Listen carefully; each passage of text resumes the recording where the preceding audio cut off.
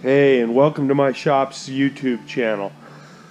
This is Project Blakpowder. This is my 02 CR250R ride. I've been riding since 2002, and it's been rebuilt several times, and last year we put a brand new motor in it, and this is what it looks like after a year riding. It's kind of dirty. We're going to go through it, and we're going to do a little rehab. New tires, get her all polished up and get her ready for the new season that's coming on up here. As you can see, it's looking pretty grimy. I took all the plastic off, but still have running my sheet metal screws on here from winter. This keeps you riding longer during the winter. You can ride into snow a little bit and ice, and this stuff just works awesome. I'm going to do a video on that.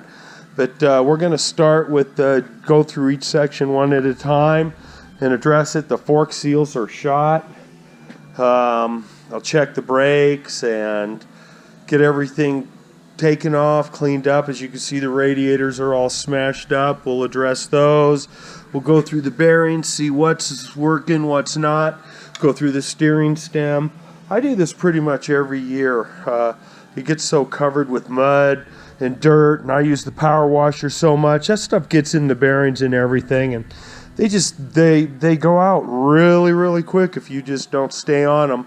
So every year after I'm riding, I go through it and I disassemble the whole thing, and the bike will last forever doing it this way. So the first part of this is we're going to take care of these fork seals, get the steering stem all re-greased up, and I put my computer on the side. I had a number plate on here, but I tried to put a headlight, and there wasn't. I would like, part of the project here is we want to make it street legal, so I put a headlight here, but there was not enough room for the computer. So I'm going to put this computer back, use a regular number plate, and use a set of LEDs on the front there to achieve lighting and get this back to where it belongs. And we'll go from there, and we're going to start with the forks and the bearings, and we're going to polish all this stuff up. We'll get some new rubber on here, and we'll see what happens.